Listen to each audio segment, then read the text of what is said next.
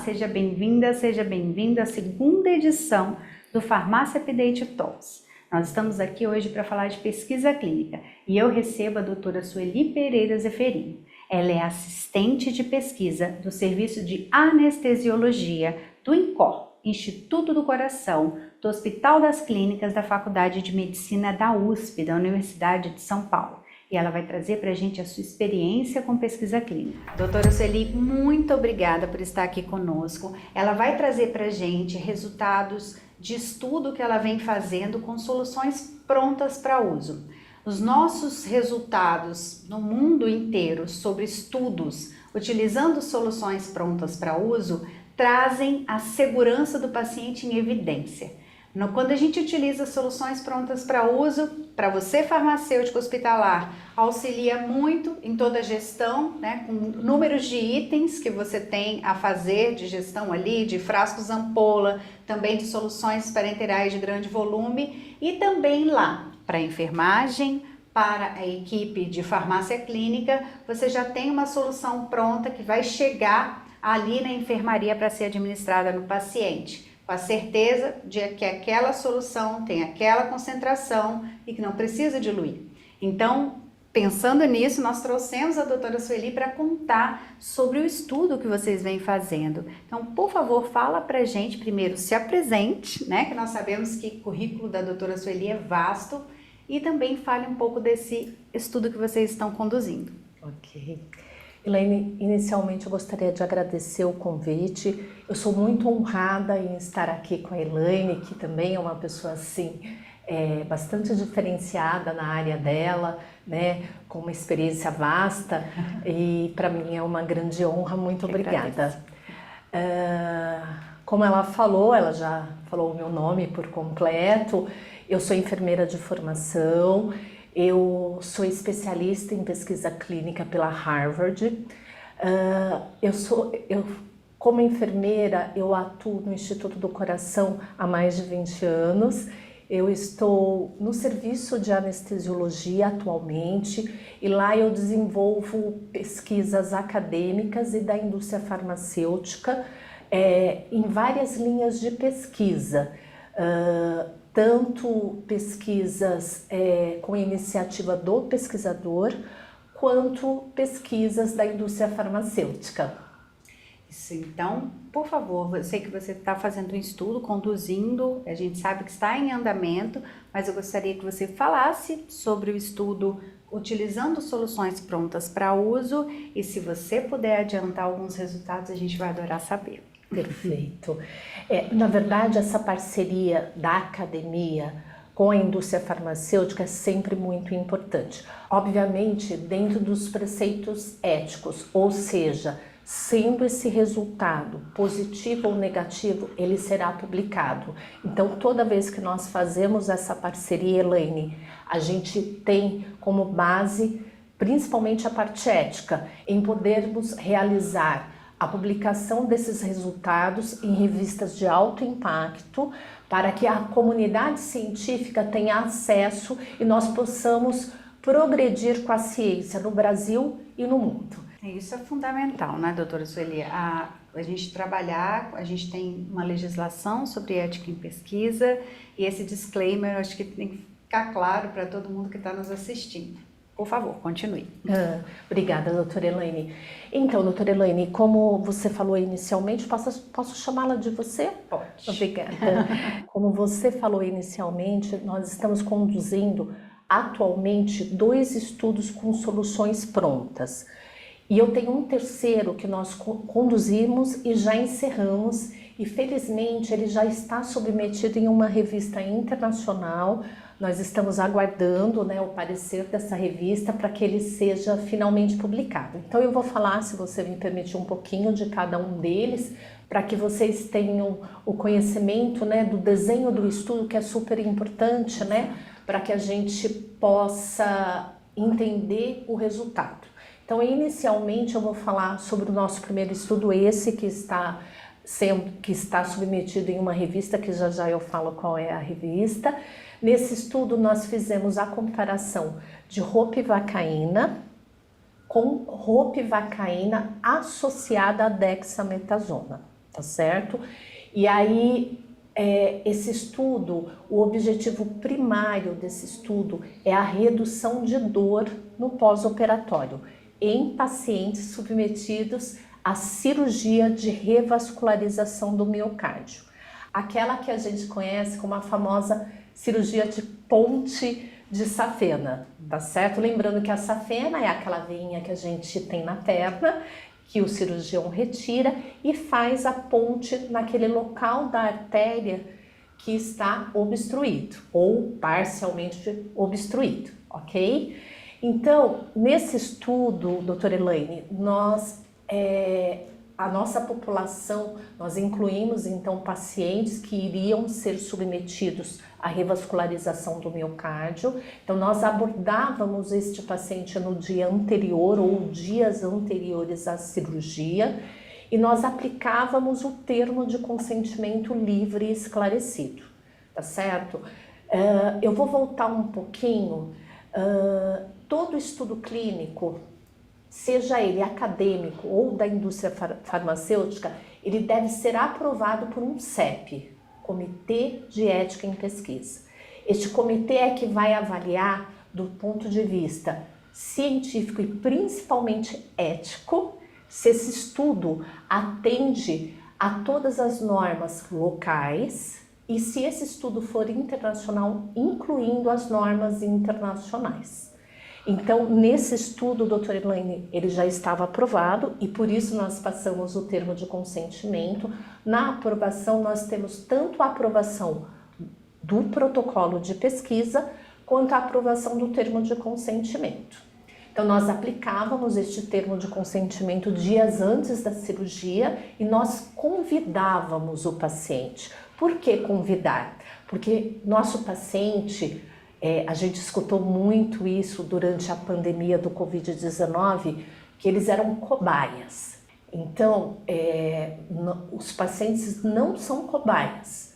A partir das resoluções que foram instaladas no Brasil, isso caiu por terra, pessoal. Hoje, o paciente que aceita participar de um estudo clínico, ele é participante de pesquisa ou voluntário de pesquisa. E se vocês quiserem ter um melhor entendimento sobre isso, basta vocês lerem a resolução que ampara a pesquisa no nosso território nacional, que é a resolução 466 de 2012, tá certo? Então eu convido a todos para fazerem essa leitura, é super importante. Quem trabalha com pesquisa, doutora Elaine, precisa conhecer todas as normas que apoiam a pesquisa no Brasil. Então, a partir do momento que este paciente aceitava participar do estudo, então, novamente, ele é voluntário, ele aceita participar se ele quiser.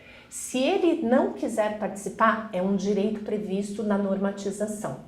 E nós, pesquisadores, temos que respeitar essa decisão nesse caso, paciente. Existe, doutora Elaine, uma linha bem tênue entre pesquisa e assistência, né? Então, quando eu tenho um paciente internado, do ponto de vista assistência, ele é paciente. A partir do momento que ele aceitou e eu incluí no meu estudo clínico, ele passa a ser participante ou voluntário de pesquisa.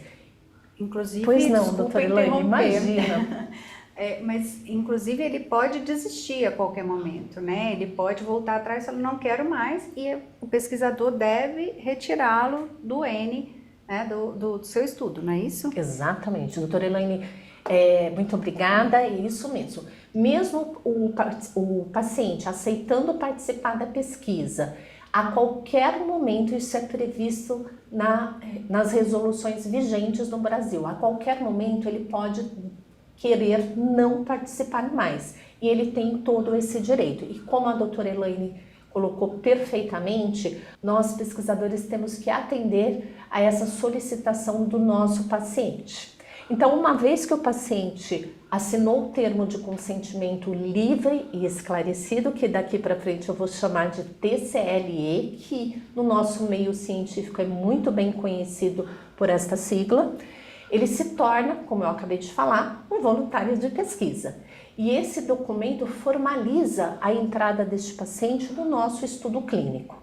Ali, no TCLE, nós explicamos tudo ao paciente, todos os procedimentos que nós vamos fazer, todo o acompanhamento ou follow-up deste paciente, quantas visitas nós vamos realizar, quais os procedimentos. É importante a clareza, lembrar que o paciente não conhece os nossos termos técnicos e nós devemos falar com o paciente de forma clara, numa linguagem acessível à cultura do paciente. Então, nada de usar revascularização do miocárdio, e sim cirurgia de pontes de safena.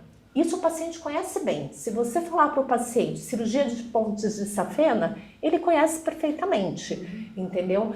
Então, nunca falar, em estudo é muito comum a gente falar randomização, né? Que depois eu posso até entrar um pouco mais nesse termo, que significa sorteio. Então, sorteio do quê? Sorteio da intervenção que eu vou fazer versus ou o placebo, ou nesse caso desse estudo, eu estou fazendo ropivacaína sozinha e ropivacaína associada à dexametasona. Então, esse paciente, eu sorteio ele para ver em que grupo este paciente vai cair. Por que sorteio? Porque eu estou tirando o meu viés de pesquisador. Então, imaginem vocês, eu tenho um paciente sangrando, eu vou dar um outro exemplo fora do nosso estudo, sangrando, e eu estou fazendo um estudo, exemplo, da indústria farmacêutica que fabricou uma medicação para diminuição do sangramento que é comum em cirurgias de grande porte, como a cirurgia cardíaca. Então, neste caso, eu, pesquisadora, sei que a doutora Elaine vai participar do meu estudo e sei que no histórico dela, ela pode ter potencial para sangramento, por várias razões, ou porque ela faz uso de antiagregantes plaquetários ou anticoagulantes, mesmo assim a gente suspende com antecedência para a cirurgia, mas de repente é uma cirurgia que ela esqueceu e está tomando as medicações. E aí, eu, pesquisadora, já sei disso. Então, nesse estudo exemplo, eu estou dando uma medicação para reduzir sangramento e um placebo, que depois eu também vou explicar o placebo, onde ele entra, qual a função dele e tudo mais. E aí, como eu sei que ela vai se beneficiar da minha intervenção, que é o medicamento em estudo que reduz sangramento, eu, Sueli, pesquisadora, coloco ela neste grupo de tratamento. Então, para evitar esse viés, que é muito importante em pesquisa, que mostra a qualidade de estudo, eu faço a randomização. Então, eu tiro o meu viés de pesquisador e ela vai cair em um dos dois grupos. Claro, com toda a ética possível em cima desse estudo, a protegendo. Então, esse foi um exemplo bem simples, mas claro, que a gente pode, eu dei o exemplo de placebo, mas nessa situação, obviamente, nem entraria, né? Nós temos, depois, se a doutora Elaine me permitir, eu vou falar um pouquinho sobre o placebo. Bom, enfim, e aí nós randomizamos esse paciente, então ou ele caía na ropivacaína sozinha, ou ele caía na ROP associada à dexametasona. Tá certo? O meu objetivo primário foi redução de dor avaliada por um score chamado EVA, que é uma escala que a gente utiliza, escala visual analógica, onde nós mostramos uma régua para o paciente e nós perguntamos a ele o nível de dor. Nesse estudo em particular, doutora Elaine, nós utilizamos esta escala tanto em movimento quanto em repouso, porque é importante. Um ponto é o paciente estar sentado em repouso, né? Outro ponto é o paciente estar fazendo uma fisioterapia, sentar na cadeira, porque a gente, dentro da cirurgia cardíaca, nós otimizamos o mais rápido possível que esse paciente sente. Claro, dentro das condições clínicas do paciente. E aí, nesta ocasião deste estudo, nós recebemos em doação, Nós fizemos uma parceria com a indústria farmacêutica e nós recebemos em doação a bolsa de ropivacaína pronta, o que isso nos ajudou infinitamente, porque a gente reduz os erros aplicados à manipulação dessa medicação, nós reduzimos o risco de infecção, porque quando eu estou manipulando, eu posso errar e eu posso inserir, uma abertura nessa bolsa que eu vou fazer para colocar dentro, em situações onde eu tenho a roupa, frasco, ampola, onde eu vou inserir, então eu reduzo isso também.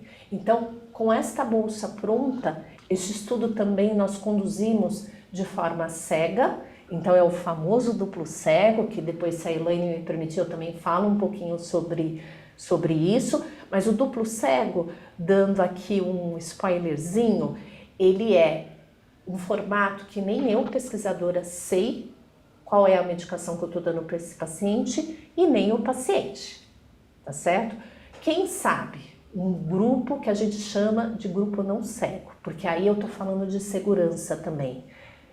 Talvez tenha momento na condução desse estudo que eu tenha que quebrar esse cego, por N razões. E isso também, se ela deixar, Claro. eu gosto de falar, vocês perceberam que eu gosto de falar, né? Então, se ela permitir, depois eu falo um pouquinho sobre isso. E aí nós preparávamos, como ele era duplo cego, então eu tinha uma equipe não cega, doutora Elaine, e uma equipe cega. Quem eram as equipes cegas? Anestesiologistas, intensivistas, enfermeiros intensivistas, enfim, toda a equipe assistencial. E quem eram a equipe não cega? Era eu, que eu tinha acesso à lista randômica, então eu sabia onde o paciente tinha sido alocado. E a minha equipe, o meu time, que hoje atualmente é composta de 2 enfermeiras voltadas à pesquisa. Então, eu randomizava o paciente e eu sabia onde esse paciente estava alocado. A partir desta randomização, eu passava para o meu time e o meu time preparava de acordo com esta randomização. Então, se fosse no braço ROPE, perfeito, essa bolsa era levada até um centro cirúrgico e entregue diretamente na sala cirúrgica a um aluno. Por quê? Ele é aluno, ele é médico anestesiologista, fazendo uma tese de doutoramento, uma tese de doutorado. E então esse médico anestesiologista fazia a aplicação desta bolsa em fáscia. Então, neste estudo, nós utilizamos o eretor da espinha e ele aplicava com o paciente lateralizado 25 ml dessa solução em cada lado do hemitórax. Então, era uma dose única. E depois nós acompanhávamos este paciente no pós-operatório. Eu quero pegar um gancho de uma coisa que você falou sobre as soluções prontas. Quando você tocou no assunto de você conseguir melhorar controle de infecção, melhorar erros de medicação. Se a gente pensar em erros durante esse preparo, porque é assim como é na assistência, e tem equipe assistencial que está fazendo o cuidado do paciente, que também é o participante de pesquisa. Então, se a gente tem erros durante a pesquisa de medicação, a gente vai ter viés, né? Sim, nós temos um viés importante. Se eu tenho um erro de medicação, primeiro nós temos o protocolo de pesquisa, onde é desenhado como esse estudo será conduzido. Então, nesse protocolo, eu falo sobre a randomização, eu falo sobre o cegamento desse estudo, como eu já expliquei um pouquinho para vocês, quantos ml serão administrados no paciente. Neste protocolo de pesquisa, como que serão preparadas as bolsas. Então, a bolsa só roupa, ela tem algum preparo? Ela tem um único preparo. Por quê? Porque eu quero ainda manter o cego para quem está na ponta. Então, o que eu orientei as minhas enfermeiras de pesquisa? Mesmo o paciente sendo alocado no grupo só roupa, fazer um furo na bolsa. Por quê? Porque quem está na ponta, nesse caso o médico anestesiologista, de repente ele pode ter o interesse de dar uma olhada naquele dispositivo que a gente injeta a medicação. E ele vai ver que não tem furo. E de repente eu quebro o cego aí. Então, para eu evitar isso, obviamente mantendo todas as técnicas assépticas, as minhas enfermeiras faziam um furo nesse grupo que era só HOPE. E no outro grupo, elas adicionavam 4 miligramas de dexametasona. Então, isso que a doutora Elaine colocou é extremamente importante. O protocolo é o que rege a condução do estudo. Por isso que ele tem que ser muito bem desenhado, ele tem que ser explicado a todo o time de pesquisa e ele tem que ser conduzido, essa pesquisa tem que ser conduzida de acordo com este protocolo. Então, gostaria de saber se você, lógico, o trabalho ele está submetido, né? Então a gente sabe que não dá para adiantar muita coisa do resultado, mas você pode falar um pouco dessa discussão com a equipe assistencial, de como elas viram os pacientes, de como foi ter a experiência, porque eles estavam acostumados a ter que preparar os medicamentos. Na verdade, aí vem a experiência das enfermeiras de pesquisa, que são quem preparam para levar cega, né, o medicamento. Como elas se sentiram usando bolsas prontas para uso? Pessoal, Elaine, ótima pergunta. As bolsas prontas trazem várias vantagens, né? Eu diria que a principal é o erro de medicação. Tem um artigo de 2016 que depois eu passo para a doutora Elaine para ela deixar disponível para os senhores, onde foi realizado um levantamento das mortes realizadas no mundo durante um ano, relacionadas a diversos erros voltados à assistência do paciente. Dentre esses erros, tinha lá os erros de medicações. 6 a 7 mil erros realizados por ano. É um número pequeno? Não. É um número expressivo e que nós temos que realizar diversas estratégias para reduzir esse importante evento adverso. Então, o erro de medicação, doutora Elaine, é extremamente importante. E quando eu tenho uma bolsa pronta, eu reduzo esse risco. Além de reduzir o risco de erro de medicação, eu reduzo o risco de infecção.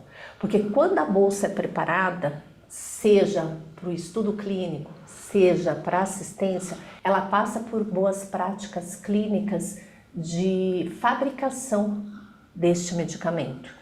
E nós, lá que somos a ponta, que vamos administrar, nós temos que manter a asepsia para que nós não levemos nada ao paciente. Ela tem que ser um fármaco puro, livre de impurezas. E esta é a nossa responsabilidade enquanto profissional. Não só a equipe de enfermagem, mas todos que estão envolvidos no processo.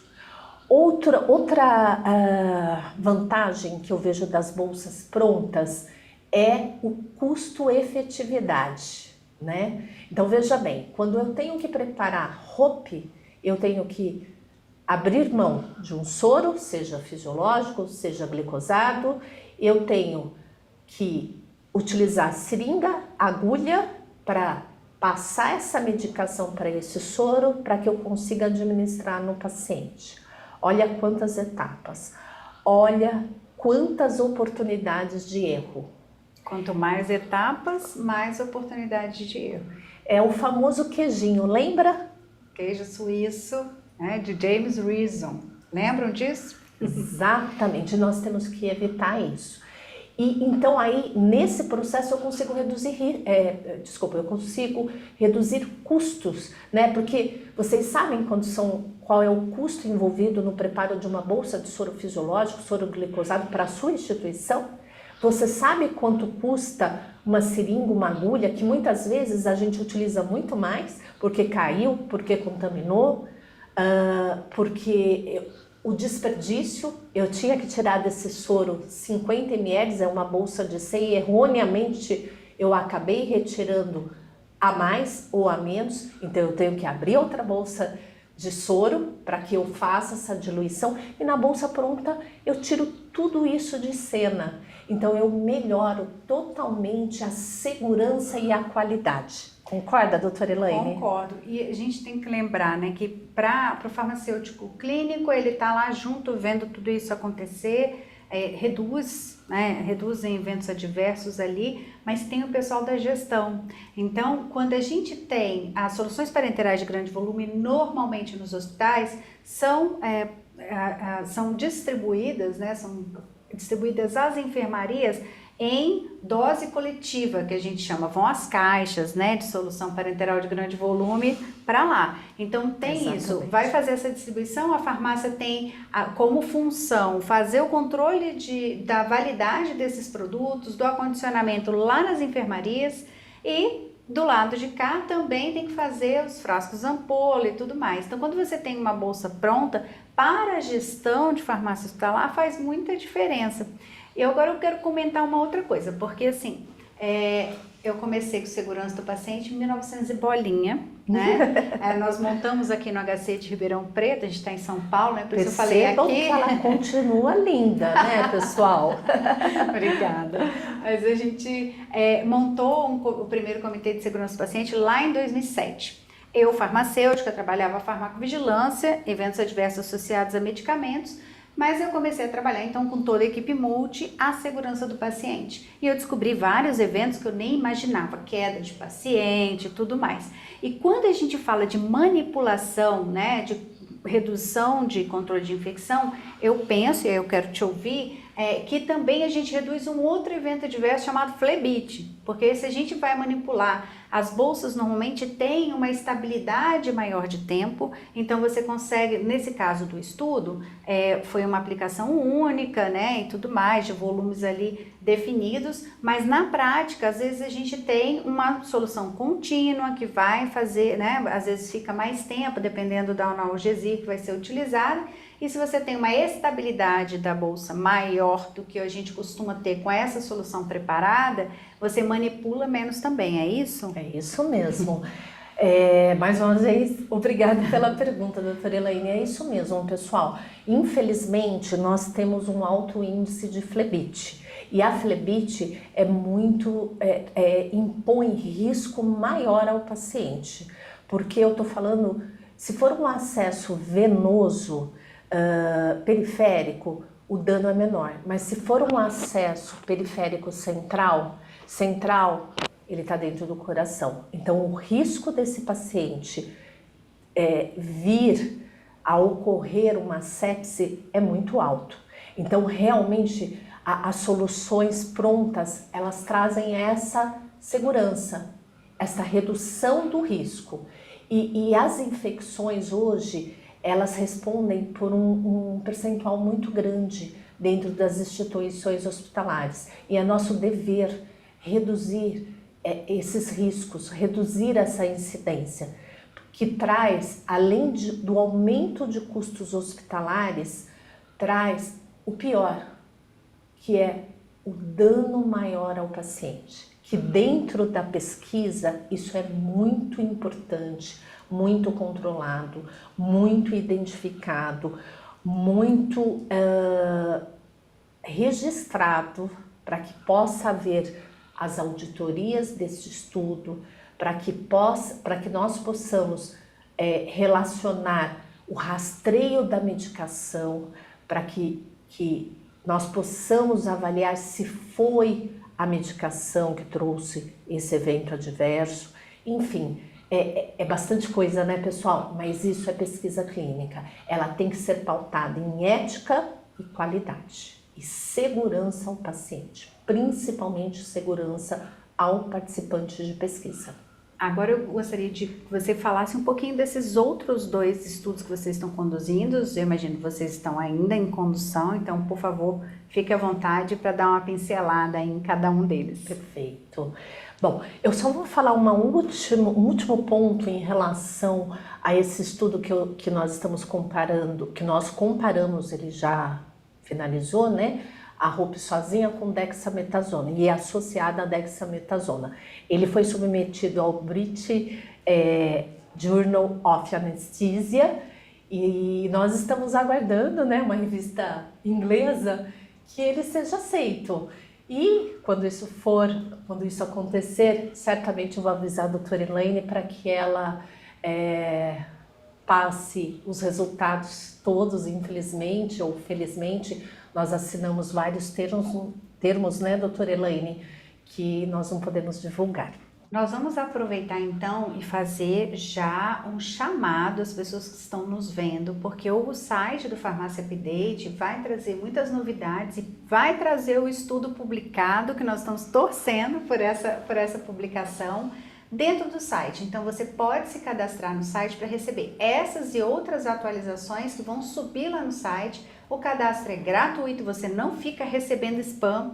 Então a gente só vai te avisar quando novidades estiverem ali no site para que você possa acessar tanto os cursos, que já existe um curso gratuito lá de ATS, de Avaliação de Tecnologias em Saúde, e nós vamos disponibilizar outros cursos ao longo dos anos para que você possa se atualizar. Doutora Sueli, por favor, fale dos outros 2 estudos que vocês estão conduzindo. Então nós temos um outro estudo, doutora Elaine, onde nós estamos comparando novamente a ropivacaína sozinha, novamente no eretor da espinha, em pacientes submetidos à revascularização do miocárdio versus placebo. Olha que interessante esse estudo. A nível de Brasil, doutora Elaine, não é muito comum fazer estudos com placebo. Acho que você deve saber disso, uma vez que ela já foi da Anvisa, então tenho certeza. Como também não é muito comum no Brasil, ainda faz-se, mas em menor escala, estudos fase 1 e fase 2, não é mesmo? Então, nesse estudo, por que nós colocamos o placebo aqui? Existe uma pirâmide de evidências que coloca lá no topo, doutora Elaine, estudos randomizados, cegos e placebo controlado. Isso torna o estudo robusto. A chance desse estudo, independente do resultado, porque como eu falei para vocês, pode ser positivo ou pode ser negativo. Um estudo negativo é ruim? Não, pessoal. É tão importante quanto um resultado positivo. E o placebo, ele entra aí por quê? Porque ele foi aprovado eticamente porque hoje nós não fazemos nada em relação a colocar um analgésico na cirurgia e esse paciente seguir no pós-operatório. Então, foi o que nós fizemos hoje comparado a um placebo. Por isso que eticamente esse estudo foi aceito. Então, nesse estudo, doutora Elaine, nós colocamos 2 catéteres parecido com os catéteres epidurais. Nós chamamos de catéteres que fica lá dentro do eretor da espinha e a gente injeta o analgésico por estes catéteres. E neste estudo, além de nós fazermos uma dose de ataque, isso logo depois que o paciente é anestesiado, então ele está controlado em ventilação mecânica, já anestesiado, lateralizado, passo o catéter, coloco a medicação, que quem está lá é outro aluno de doutorado, porque novamente esse estudo é acadêmico, iniciativa do pesquisador. E esse estudo tem um vínculo acadêmico para a obtenção do título de doutor deste aluno, que novamente é um médico anestesiologista. Então, a praticidade, eu tenho uma parceria com a indústria farmacêutica, nesse caso a Cristália, e novamente eu vou reforçar, independente do resultado, esse estudo vai ser publicado. E toda vez que eu tenho uma parceria com a indústria farmacêutica, todos ganham. Ganha a sociedade, ganha o pesquisador, ganha a própria indústria, porque afinal de contas, nós estamos num país que infelizmente nós não temos todos os recursos necessários para conduzir um estudo deste patamar. Então, a parceria com a indústria nos possibilitou, primeiro, fazer um estudo duplo cego, depois fazer um estudo placebo controlado. E aí, doutora Elaine, veja bem, nós conseguimos que este laboratório produzisse as bags prontas também placebo. O que é o placebo? Aqui eu estou dando para o paciente soro fisiológico puro. E do outro lado, eu estou dando roupa pura. Então, veja que interessante. Então, eu randomizo esse paciente, ele não sabe para onde ele vai. De um lado, eu tenho placebo, então eu não tenho o princípio ativo da medicação. E do outro lado, eu tenho a medicação. O paciente, na hora que eu passo o termo de consentimento, eu explico para ele o que é placebo. E eu falo para ele, é como se eu estivesse dando para o senhor água com açúcar. Ó, eu retirei o termo técnico, eu estou falando em uma linguagem acessível à cultura deste paciente. E ele aceita se ele quiser. Se ele não quiser, nada muda. Ele vai continuar sendo assistido nessa instituição, ele vai continuar sendo operado amanhã ou depois de amanhã, e ele vai continuar sendo acompanhado na nossa instituição.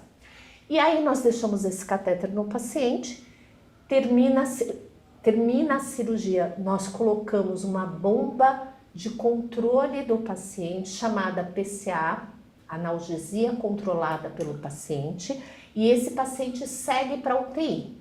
E lá todo o nosso time segue esse paciente, nós já o orientamos no dia anterior à cirurgia que ele vai estar com essa bomba, que essa bomba ele vai acionar toda vez que ele tiver dor. E nós reforçamos esta orientação no pós-operatório imediatamente, não imediatamente, mas poucas horas após a extubação desse paciente, porque aí ele já saiu totalmente do plano anestésico, já tem consciência adequada para que nós possamos explicar novamente todo o procedimento a ele. Ele fica com essas bolsas em ambos os hemitórax por 3 dias consecutivos. E nós avaliamos novamente a dor desse paciente pela escala EVA, escala visual analógica. E nós acompanhamos esse paciente até a alta hospitalar, porque nós temos outros desfechos secundários, por exemplo, tempo de internação em UTI, tempo de internação hospitalar, tempo de ventilação mecânica, tudo isso é muito importante. Será que essa estratégia que nós desenhamos, a nossa hipótese, qual é a nossa hipótese nesse estudo? É que os pacientes que foram alocados no grupo HOPE tenham redução do nível de dor. O meu desfecho primário desse estudo é redução no consumo de opioides. Esse é um desenho um pouco diferente do primeiro.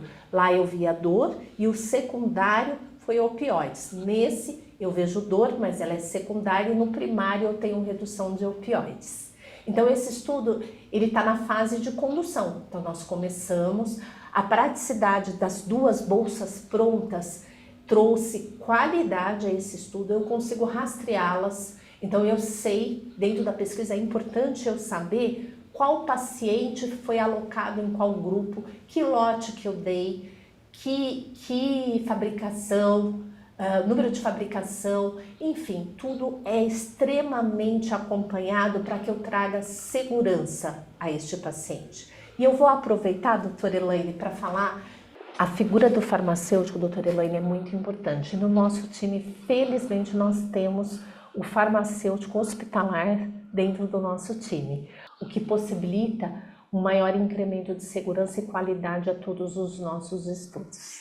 Olha, isso é muito interessante, está vendo? Mais uma oportunidade de trabalho, então, nos grandes centros, nos hospitais universitários que estão espalhados por todo o país, existe essa possibilidade para o farmacêutico também. Mas eu quero trazer uma coisa que eu achei muito interessante que você falou, dessa parceria com a indústria, de produzir o placebo também. Porque quando você vai fazer o placebo de uma outra bolsa, você pode ter diferença e aquele viés do pesquisador, do assistente, né? Pode acontecer, que no primeiro estudo você falou que até o furinho tem que fazer para poder ficar bastante parecido. Então, quando a indústria produz o placebo, é fantástico, não é? Doutora Elaine, é fantástico. Quando nós conseguimos isso, nossos olhos brilhavam. Porque assim, além de aumentar a qualidade do estudo, traz segurança para o paciente. E é como a doutora Elaine colocou, no meu primeiro estudo, você vê, o detalhe faz a diferença na qualidade do estudo, que isso é importante na hora que eu for publicar esse estudo. Nesse segundo estudo, essa parceria nos ajudou e muito. Nesse estudo eu também tenho o time cego e o time não cego. Eu novamente tenho acesso à lista de randomização. A indústria, na hora que preparou, ela teve todo o cuidado de deixar essas bolsas protegidas de uma tal forma que ninguém vê o que tem dentro. E isso, doutora Elaine, traz para o estudo uma robustez, novamente colocando ele lá na ponta da pirâmide de evidências, tá certo? E no outro estudo que nós tivemos que preparar, veja bem, eu preparava em outra unidade, na UTI, eu tenho uma UTI cirúrgica, uma unidade de terapia intensiva cirúrgica que faz uma ligação com o centro cirúrgico através de um corredor. Então a minha colaboradora se trocava, preparava na UTI para que ninguém tivesse acesso, que eu estava colocando lá dentro, dexametasona. Com esta bolsa pronta, nós etiquetávamos e nós entregávamos na mão do anestesiologista, no caso o aluno, para que ele fizesse. Olha o risco de erro de medicação, olha o risco de contaminação, porque, de novo, eu estou utilizando seringa, agulha, aspirando a dexametasona, injetando na bag. Do outro lado, eu só fazia um furo para eu manter o cego. Então, todo esse processo é minimizado com essa produção que, gentilmente, nós conseguimos em parceria com a Cristália. Bom, eu sei que a gente tem uma máxima que os farmacêuticos, né, falam. Eu falo que a enfermagem era sempre uma parceira. Eu tenho muito orgulho de ter feito meu doutorado na enfermagem. E quando a gente, são os pioneiros, né, as enfermeiras, a professora Silvia Cassiani, foi pioneira em segurança do paciente no Brasil, né, em discutir erros de medicação. E eu queria te fazer uma pergunta agora da enfermeira formada, sobre que a gente costuma falar sobre a enfermagem não administra aquilo que não foi ela que preparou. Como você vê, a partir do momento que, como você mesma comentou, que vem lá da indústria preparado sob boas práticas de fabricação, registrado na Anvisa, né, então garantindo qualidade, segurança e eficácia, como você vê que a enfermagem está vendo essa possibilidade, que a gente sabe que as bolsas estão chegando no mercado brasileiro ainda, que fora do país são recomendações das instituições, até de alguns governos, para redução de eventos adversos, e aqui no Brasil está chegando no mercado, né? Já chegou mais para diálise, para nutrição parenteral, e agora como medicamentos, assim, né, a gente sabe que é o início, mas eu queria que você comentasse isso, né? Existe ainda essa máxima ou com soluções prontas para uso, existe alguma mudança de perspectiva? Perfeito. Doutora Elaine, realmente existia essa máxima. Hoje, felizmente, nós temos apoio COFEM, né, e COREM, e tudo isso nos possibilitou avançar. Mas, de novo, eu vou ter que voltar. Então, lembra da linha tênue?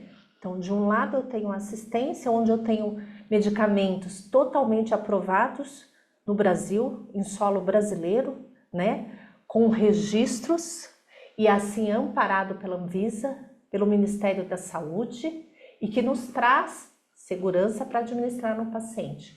Do outro lado, eu tenho a pesquisa. Na pesquisa, principalmente da indústria farmacêutica, em geral, ela está colocando um novo produto.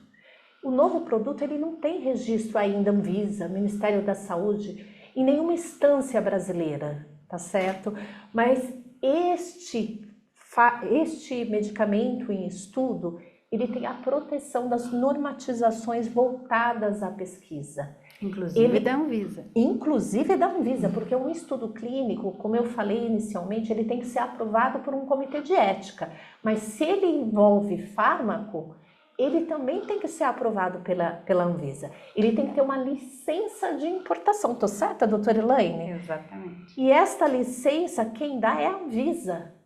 Eu tenho todo um cuidado com esta medicação, principalmente quando eu tenho princípio ativo versus placebo.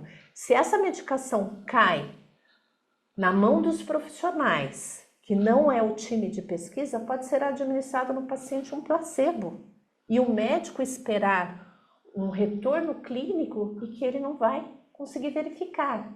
Então, medicações voltadas à pesquisa têm amparo dentro desses cenários de pesquisa e elas vão atender às normas de boas práticas de fabricação e boas práticas clínicas. Nós temos a GCP, Good Clinical Practice, que ampara a qualidade também, boas práticas clínicas dentro dos cenários de pesquisa. Então, tudo isso, doutora Elaine, traz confiabilidade, traz segurança a esse voluntário de pesquisa que gentilmente, voluntariamente se propôs a participar de um estudo para o avanço da ciência.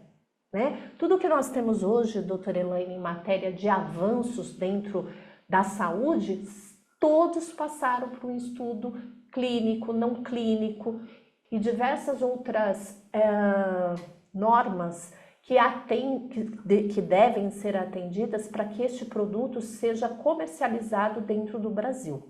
Então, quando a doutora Elaine fala dessa máxima que a enfermagem só administra o que ela prepara, dentro do cenário pesquisa clínica, nós vamos ter esse cenário que a gente vai receber da indústria a bolsa placebo, a bolsa com medicamento em pesquisa, mas ela está atendendo a toda uma legislação voltada à pesquisa clínica.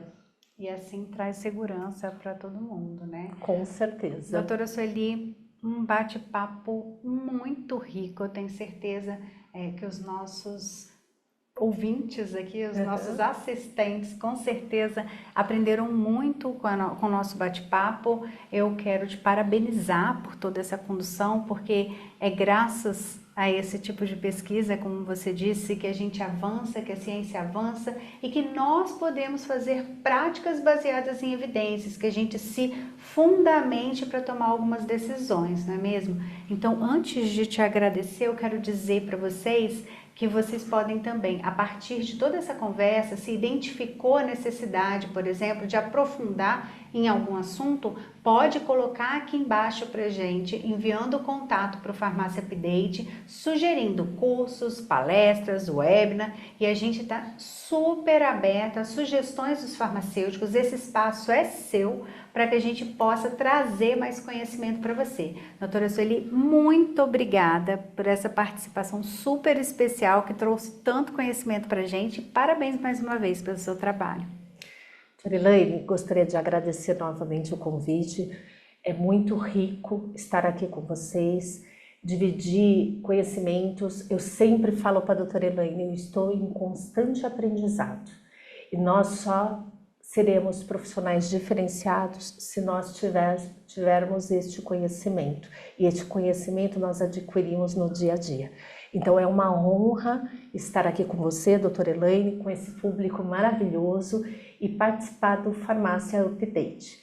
E se você me permitir, eu gostaria de deixar aqui para vocês uma mensagem que logo, logo nós teremos um Enfermagem Update, que vai ter uma estrutura parecida com o Farmácia Update da doutora Elaine, embaixadora deste lindo projeto.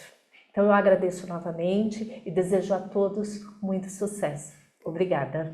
E esse sucesso vem do conhecimento, é o seu maior ativo, é aquilo que ninguém tira de você. Então, você pode mudar de trabalho, pode pensar em transição de carreira, porque quando você tem conhecimento, você leva com você, independente do local que você está trabalhando, Exatamente. Independente de onde você está ali. Tem muitos estudantes, com certeza, que estão nos vendo. Então, não existe coisa melhor do que o conhecimento e o Farmácia Update quer trazer tudo isso para você. Aproveite. Obrigada pela sua audiência.